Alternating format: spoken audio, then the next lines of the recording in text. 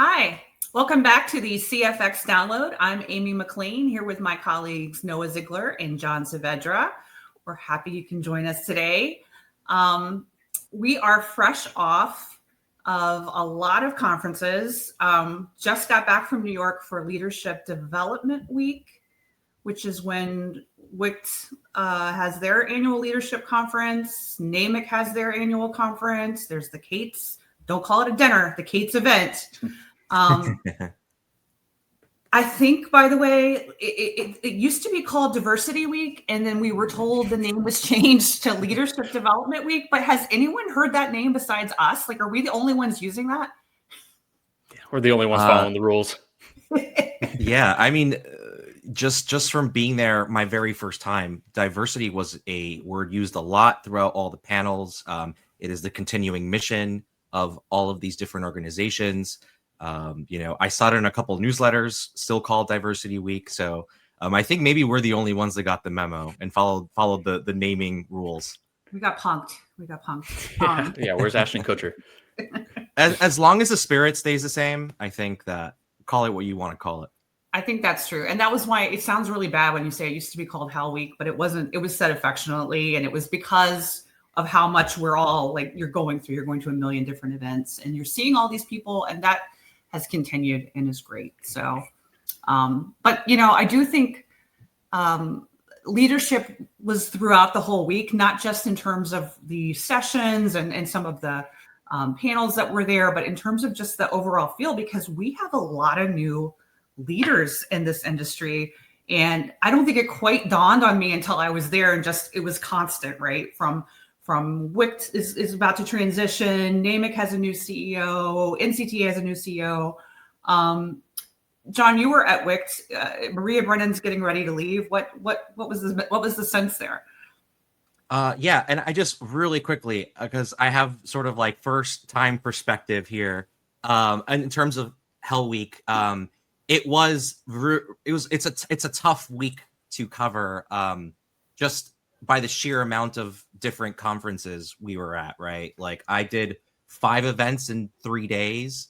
The WIC Leadership Conference, NAMIC's annual conference, the Hispanic TV Summit, the NAB show in down at the Javits, the Cates event. There was so much, a lot of running around and a lot of acronyms, which being 6 months into this industry, has been fun to learn all these acronyms and keep track of them.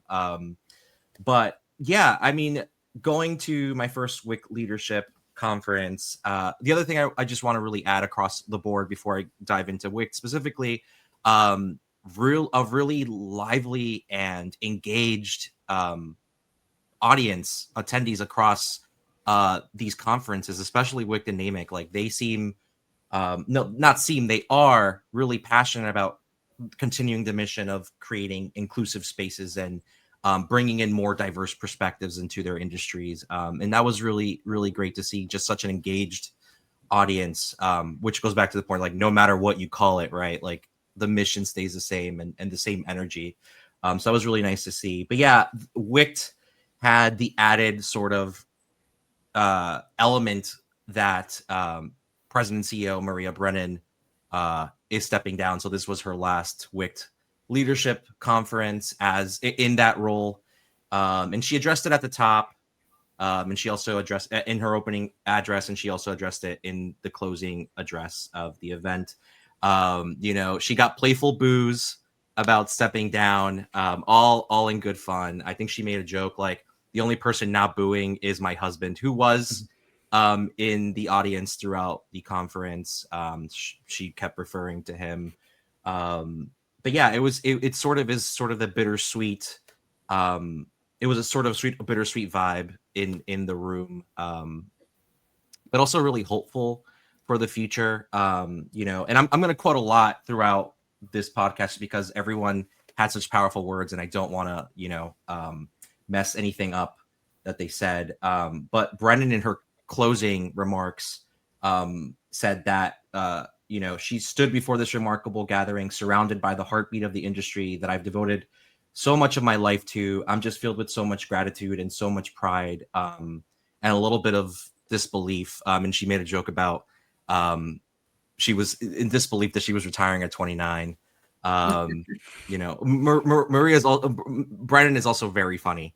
Yeah, I think that, you know, there was this video played before she came out to give the closing remarks. That just showed all the different people she's touched throughout her run as the leader of this organization. There was a really nice message from her daughters, who called in from London, and then different industry leaders. And that was, you know, really, really nice to see. And there was just that energy of passing on to the next generation of leaders, which is a point that she made. One of the reasons she was stepping down, and there's just obviously so much, again, engagement and dedication from that team and from all the different chapter leaders.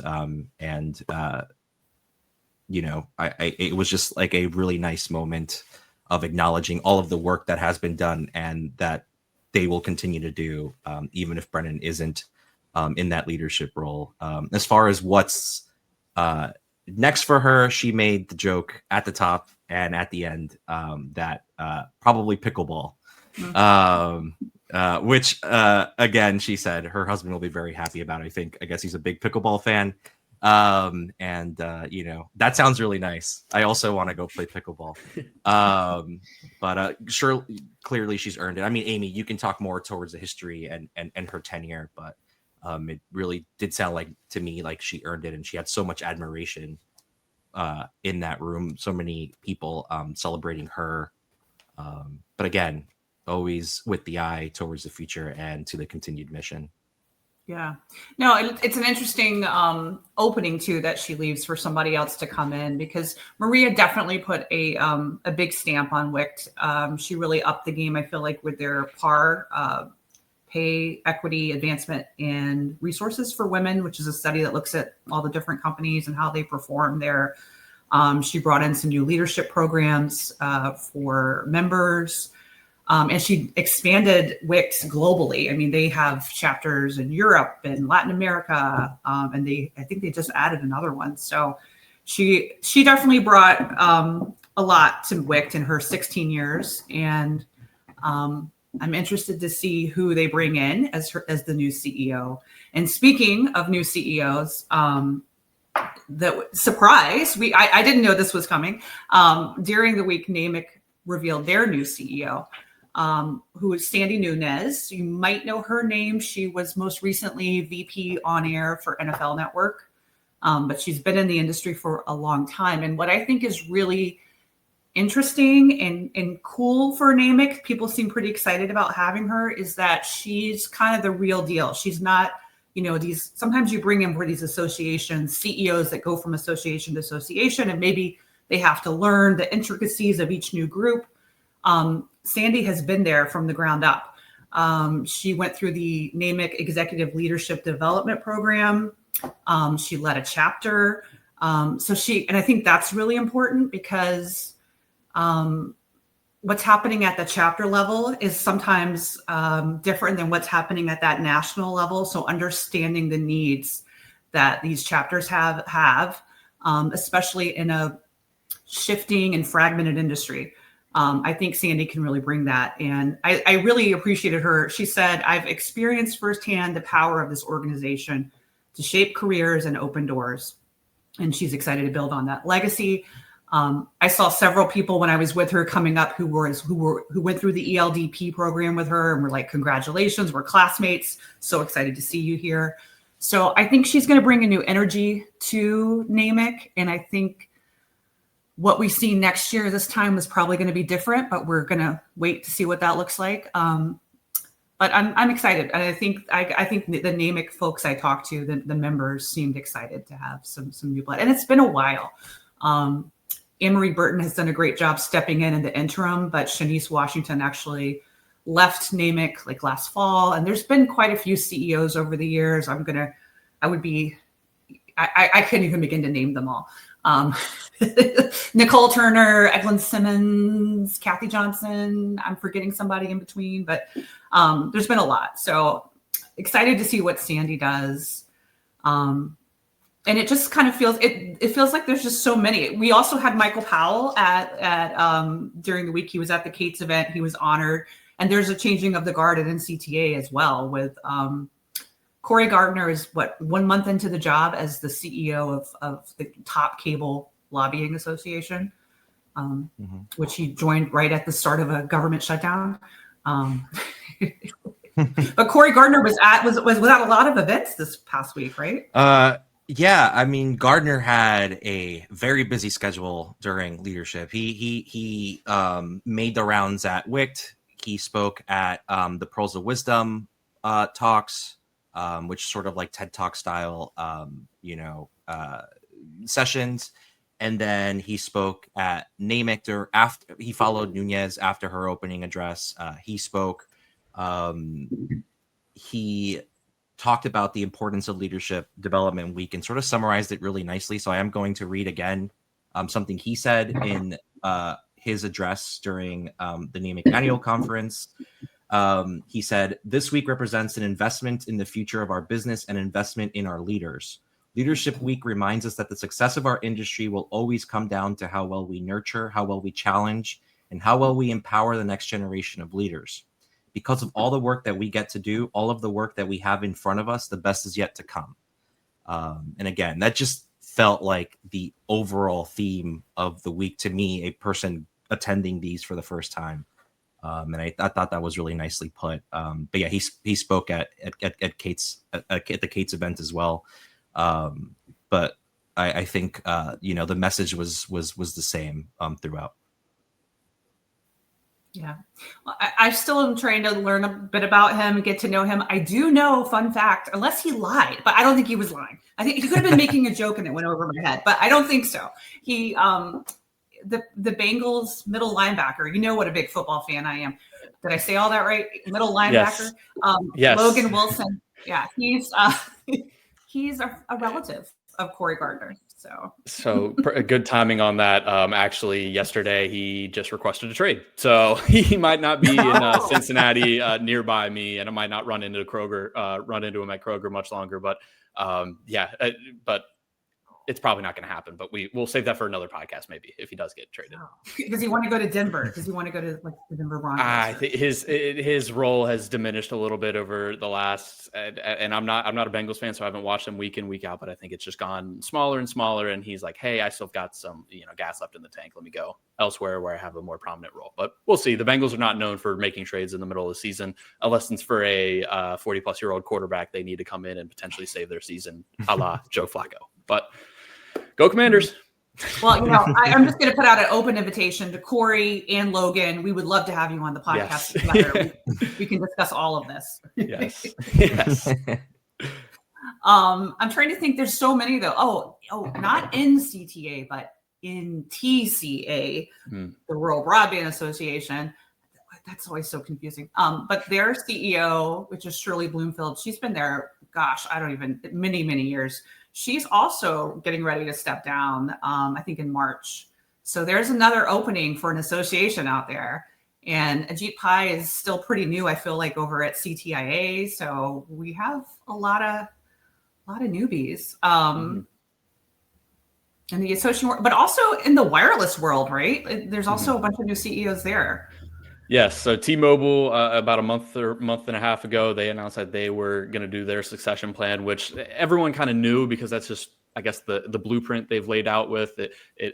Mike Sievert kind of rose into that role. And then now it is Srini Gopalan. And I might be butchering that last name, but they do call him Srini throughout the earnings call yesterday, at least, and their announcements. But nonetheless, this was a bit known. And then a week later, Verizon said, "Oh, hey, we're actually doing a CEO change as well." Except that wasn't known, and that was effective immediately.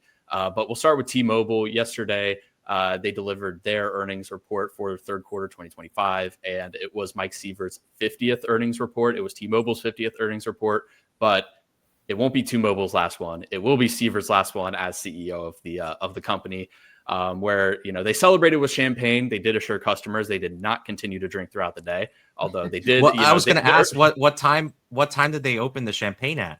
So this was around 9 o'clock. They usually do their earnings calls, I believe, from Washington on the West Coast. This time they did it in New York, Wall Street, I believe. So probably not too far from you guys at Leadership Development Week, but they did it, for probably for some other financial reasons too, to have it up closer to Wall Street for a CEO succession. But it was around 9 o'clock, and like I said, it's a good substitute for coffee, a good way to get the morning juices flowing. But they raised a toast to Sievert, who in 5.5 years, I mean, he said it. I've seen T-Mobile go from last to first with the best network, the best value, the best customer experience in the market. And today, that margin of our differentiation is only widening, and the growth and financial momentum that flows from this, in many ways, is only just beginning. And I'm sure Verizon and AT&T would have some responses to that, but it was a good encapsulation of his, again, 5.5 year stint with them and leading them, kind of just catapulting up the wireless ranks. But Srini has a lot to kind of lead into, but Sievert mentioned that he wouldn't feel comfortable leaving this role if he didn't feel like T-Mobile was at its, in his words, at the best it's ever been, and feeling like Srini himself is fully ready for the position. So it seems like Sievert's comfortable with this transition. He'll move into a different role. It's a newly created role, so he'll still be around, but it's going to be a new era for T-Mobile, which made a lot of strides in mobile. They made big gains in fixed wireless as well, which is something AT&T reported, the day prior. So a lot of fixed wireless momentum so far through the first two of the big three wireless carriers. And now Wednesday will be Dan Schulman's debut as Verizon's CEO on earnings calls. So we'll see how Verizon does, what they report. The analysts are kind of thinking maybe they come out with a bit of a pricing adjustment, which AT&T and T-Mobile will have to respond to. So we'll see how kind of the competitive landscape changes as Christmas comes closer and closer. I don't know, you haven't even gotten past Halloween, but we're here at fourth quarter. So all eyes are on Verizon as they report Wednesday, I believe at 8 a.m. So a lot of transitions happening in the wireless world, but yeah, that's just the theme right now. Yeah. Well, it'll be interesting. I mean, fixed wireless has certainly been quite the competitive threat for cable, which starts reporting, I think, Thursday of next week. So we'll see the impact there too. Cool. Well, are there any other? Did I miss any other leadership? Does anyone want to announce anything? No. No. Hey, you're the leader, so let's. No. So I just very quickly, we didn't mention Michael Powell. True. Who accepted the 2025 Changemaker Award for leadership at the Cates event. It was announced that the award is being renamed to the Michael K. Powell Changemaker Award for leadership.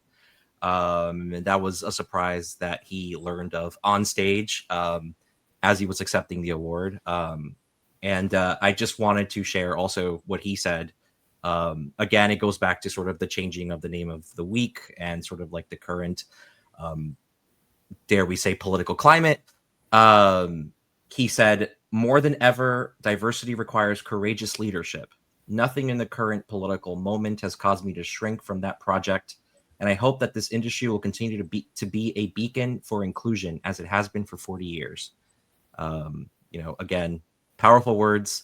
And again, in this political climate. So, and he also, one thing, did we mention that the dress code was casual chic?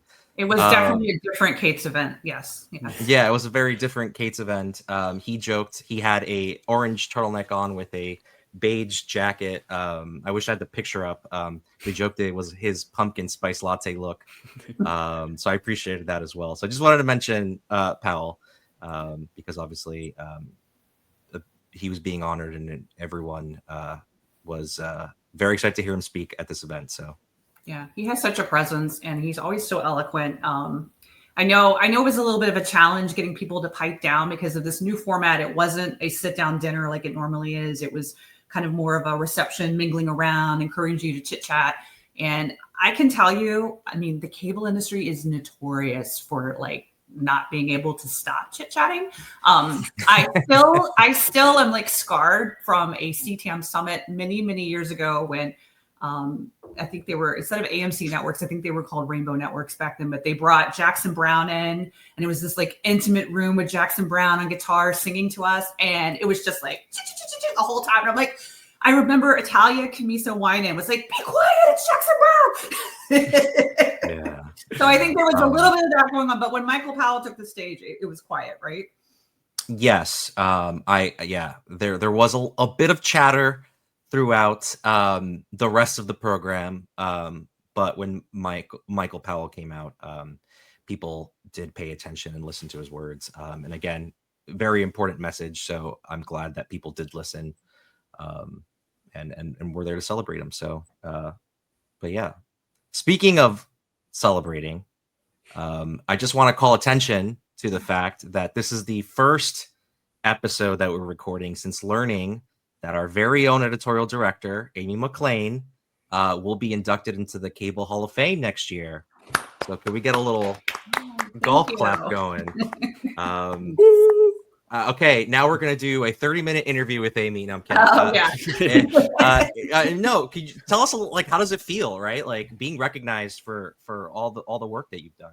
Yeah, no, I'm still kind of wrapping my brain around it. It's really weird. You guys know we spend so much time covering these type of events. To find yourself on the other side is just bizarre land. But I'm so incredibly honored. I